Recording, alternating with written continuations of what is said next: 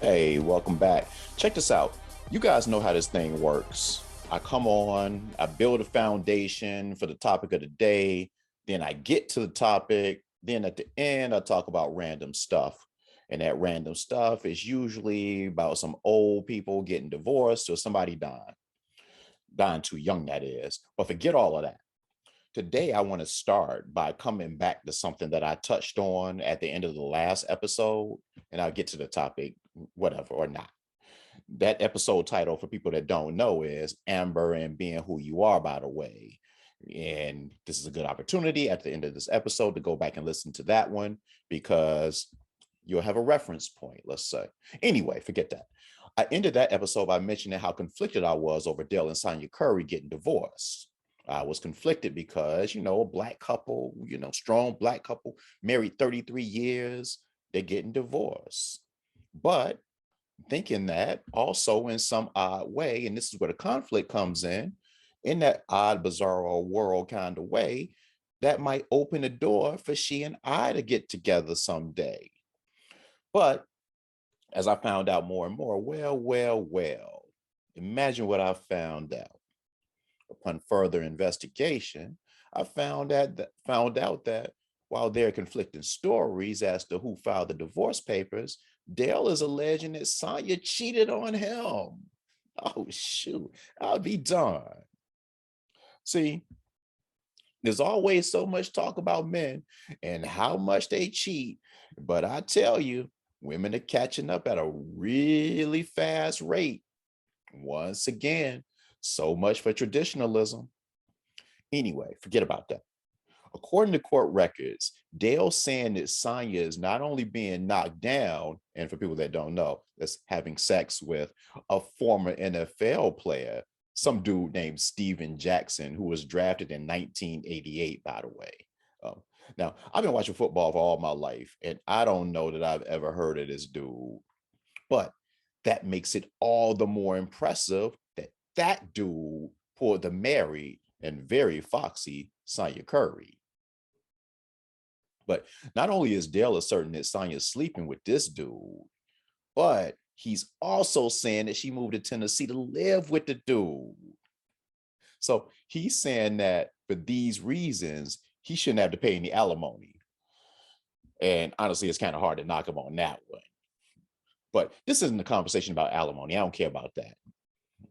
And not only do I not care about that, but I'm not sure that my fragile heart can handle that conversation right now. See, it's fragile because of my feelings for Sonya. Plus, what are we really talking about anyway with this alimony stuff? Like I said in the last episode, her son just signed a second $200 million contract. Sonya be all right without alimony. So whatever. With two sons currently in the NBA, I seriously doubt that she'll be begging for change. Now, we want to be fair to Sonya because, as we all know, there are two sides to every story.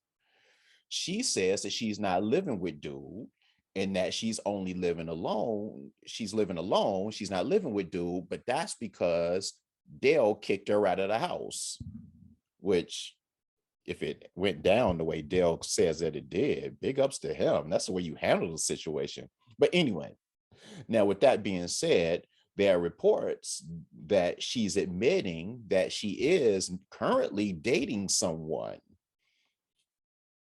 Reports that she's admitting. I tell you what, my journalism professors would be rolling over in their graves right now. That is, if they're dead. Reports that she's admitting. That didn't even sound right. But this isn't about the state of journalism right now. Anyway, but she also says she started dating this dude after she and Dale became separated, and that Dale actually knew about dude. What kind of freaky shit is that? Let me stop. I'm joking, obviously. So, as usual, we hear two conflicting stories, and the truth is somewhere in the middle, I'm sure. And you younger cats out there listening to this, y'all don't think that older people are getting it in. Boy, I tell you what, Dale is 57 years old and Sonya is 55. That is old enough that both of them should be sitting their asses down somewhere. Anyway, and I just can't imagine their kids, Steph and Seth, and what they're thinking about here upon hearing about all of this. If they're like me or any other child for that matter, I'm sure that their immediate reaction at the thought of their mother sleeping with her new man kind of makes them feel sick. And for people listening out there, I also know that they have another child, a daughter, as a matter of fact, but she's not in the NBA, so I don't really care. And speaking of not caring, back to me and my fragile heart. I loved Sonya about as much as any man can love a woman that he knows absolutely nothing about. So basically, I'm saying I lusted her. Now, I'm not Reggie with all that love at first sight mess. You know, I don't believe in any of that mess. But going along with several of my recent past episodes, this is just another example that side pieces are winning. This Steven Johnson dude, he is winning, and he was a side piece. Like I said earlier, I never heard of this dude. And researching him is much more involved than just your standard Google search. And with such a common name, that makes it even more involved.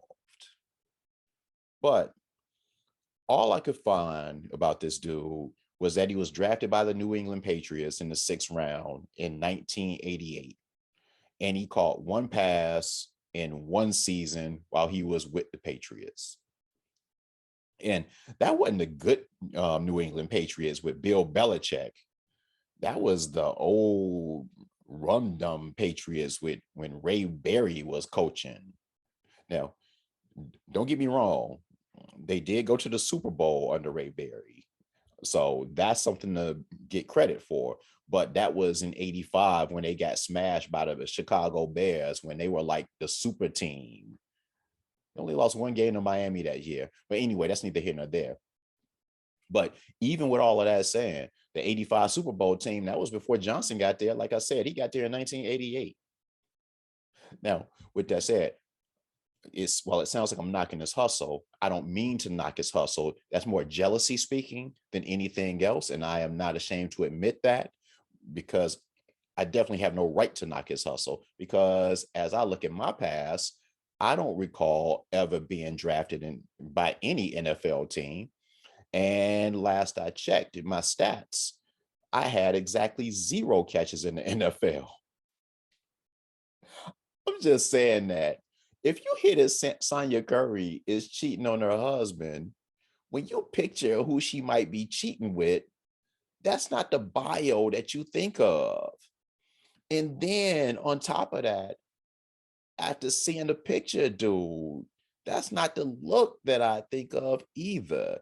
But again, that's 100% me hating. That's the 100% jealous Michael talking. So take that into account. I'm just saying though. But I will say this though, in his defense, I'm describing what dude did in 1988. We're a long way from 1988.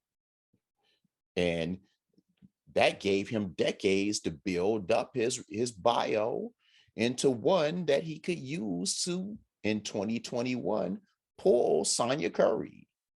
And let this be yet another lesson to all the side pieces out there. You have to be continually building your bio. You can't just rest on your laurels as a side piece, thinking, well, shoot, I'm just good in bed, so that's enough. Nah, you have to keep adding pieces to it. Like, look at Steven. Let him be your motivator. In 1988, he was little to nothing. 2021, he's with Sonya Curry. So he's fine. And she's definitely fine. It also makes me think about the kids again. It's like, while kids who are going through this stuff with their parents, they'll sometimes hold a grudge against a cheating parent. The grudge holding is usually a lot stronger when the father cheats. When mom cheats, the judgment isn't usually as harsh. It's almost like kids subconsciously think, what did dad do to push you into the arms of another man? So they'll forgive mom a lot quicker. It's unfair, but so is life. I'm sorry, that was just me going on a little bit of a side rant, even though I don't have any kids and I hadn't cheated. So I don't, anyway, moving on. I will say though that if I'm being honest with myself, I am a little bit disappointed with Sonya though, as if she's concerned about that. I'm sure when she's laid up at night in Stephen Johnson's arms at his crib, I'm surely she's not thinking, I wonder what Michael thinks about this. And if she does, boy, she needs to seek therapy like yesterday.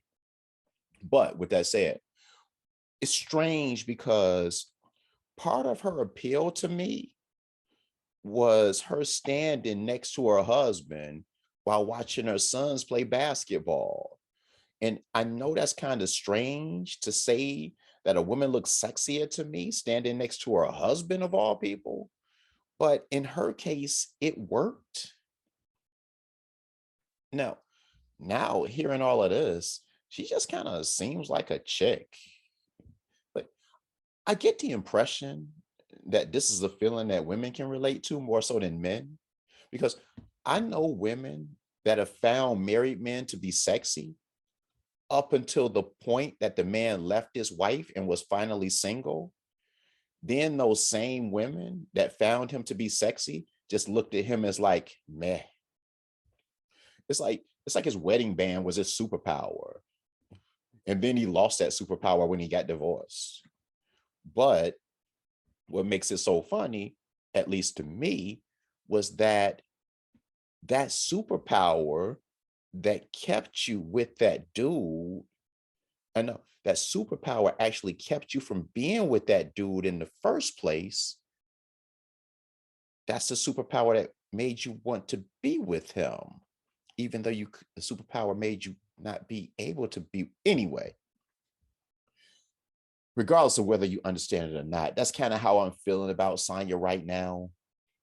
And don't get me wrong, she's still no less fine. That woman is still fine. And it's not like if she showed up at my front door that I'd throw eggs at her or anything like that. Unless, of course, she wanted me to. Hubba hubba. But I'm just saying some of the luster is gone upon here and all of that. But again, that's me hating. And I seriously doubt that she cares that she's getting knocked down by dude. But with all of that said, even with the luster being gone, if she did show up in front of my front door, I get the strong impression that she and I could work to rebuild whatever luster that she lost. All right, let me get off Sonya. anyway, anyway, while I make jokes about all of this because it's kind of what I do. And while I highlight yet another failed marriage over 20 years, it does have to make you wonder if marriages do have expiration dates. And I know I always like go off on these tangents and stuff like that, but it doesn't seem like the whole death till death do you part thing applies anymore, unless that death till death do you part means that one spouse kills the other one. But anyway, enough of my sounding like a broken record on that one. Sonya's fine. The fellas know what I'm talking about. Even the ladies, y'all have to give it up. See, I never even got to the point that I was trying to get to in this episode. This episode wasn't supposed to be about Sonya Curry. It just evolved into that. And I just kind of kept going off on tangent after tangent after tangent. And now we at the point where I don't even have enough time to get into the episode and talk about the topic that I wanted to talk about anyway. And just so you know, that topic was nothing short of amazing. You all were really going to be impressed by it. But what else would you expect from the greatest podcast ever made, if we may say so ourselves? So, with all of that said, fortunately for you all, you only have to wait a few more days before that episode comes out. And then you can download it and listen to it, tell 50 friends, and all of that stuff that I ask you to do every single episode. You know, honestly, while I'm on telling 50 friends to tell 50 friends, with Google Podcasts, and I think with Apple as well, you can set episodes to auto download. Actually, I think you can do that with all of them. But if you have that option, you all should be doing that. And since we're on every platform imaginable, go to whatever platform you listen to that mess and set it to auto download so that it'll always be there at the ready when you want to listen to it. Okay, enough. I'll end this episode and thank you all for listening as I express my pain and totally gloss over the topic that I was set to talk about today. But I'll end it by talking about a few things since we have a limited amount of time. First, let the following be a lesson to all men. I read an article by Julianne Moore, of all people. And for people that don't know, she's a big time actress that's probably most famous for being in those Hunger Games flicks. And those flicks, actually, I enjoy those Hunger Games flicks. I know I'm too old to be watching them and stuff like that, but I watched all of them on plane rides for whatever reason. And those things were like quite entertaining. The last one left a little bit to be desired, but still, I can't knock the hustle. But with that said, I don't think that those movies were an adequate representation of Julianne Moore's talent. She's way more talented than that. It's just that those are the only movies that I can think of right now that she was in. But if you care enough, go look at her IMDb page. And I seriously doubt that any of you care enough. So just take me at my word. Anyway, the reason I bring her up is because I read an article about her. And in that article, she said that it is totally sexist, her words, to say that a woman is aging gracefully. I just figured that considering that us men have a hard enough time trying to figure out what's offensive and what's cool to say to a woman and what's not offensive and what's not cool to say to a woman, or however I flip that, you get the point. I figured I'd help you guys out with that one. Now, she's in her early 60s and she doesn't want to be referred to as someone that's aging gracefully. She says that there's too much judgment in that phrase. Okay. She also says that aging should be about inner growth. Well, I think that's more maturity than aging. I think, yeah, but that's just me. Yeah. And she also asks, how does someone age ungracefully? Now, I think it can help her out with that one. As a matter of fact, I can show her many pictures of people that hadn't aged gracefully. Sometimes it involves crystal meth or heroin or heroin, as the older people say it. For some, it could just be alcohol, a bunch of alcohol. Ooh, or cigarettes over a long enough period of time. But I get, with all that said, I get the gist of the point that she's trying to make. Shoot, man, some of these relationships can affect your ungraceful aging. Because boy, effed up relationship for a long enough period of time, boy, that mess can age you like nobody's business. But with all that said, but while I'm giving examples to refute that one question that she rhetorically asked, don't get it twisted. This is not a debate. This is not to debate her feelings or debate whether she's being too sensitive or not. If that's what she feels, and if that's what women feel, then we should just retire that phrase, period, as the kids would say. Guys, just sort of side note, shoot, we're averse to change when it comes to our interactions with women. And I guess that's what Me Too was all about in the first place. But still, if a woman doesn't want to hear that, hey, just don't say it to her. It's as simple as that. It's like calling little people little people. Anyway, so fellas, you're welcome. That's what I do here. Another thing I want to bring up, I want to talk about Kanye. Come on now. You cats knew it was coming. You knew I couldn't get through an episode without mentioning Kanye in one context or another. It's almost like a drinking game at this point. But anyway, I saw that he wants to change his name legally to just Ye. And while Julianne Moore has the right to feel however she wants to feel, and we should honor her request, in Kanye's case, to paraphrase one of the timeless quotes from Coming to America, and there were many timeless quotes in Coming to America. If his mama called him Kanye, I'm going to call him Kanye. Yay. Okay. And that brings me to the last thing that I want to mention for today. And this has absolutely nothing to do with dating. It was just something that I saw right before I started recording. And it was actually just funny to me. And it was kind of like a time thing. But you all remember that first album cover that Nirvana had, Nirvana's first album, Nevermind. And I mentioned that as I think about the last episode when I talked about, no, not the last episode, but a couple of episodes ago when I referred to Genesis and Phil Collins and a few songs that Black people know universally. And Nirvana Smells Like Teen Spirit is another one of those that I think all Black people know. They might not like it, but it seems like Black people all know the song. So anyway, that song kicked off that album. And for people that don't readily know what the album looks like, there's a baby that's underwater chasing after a dollar bill that's on a fish hook.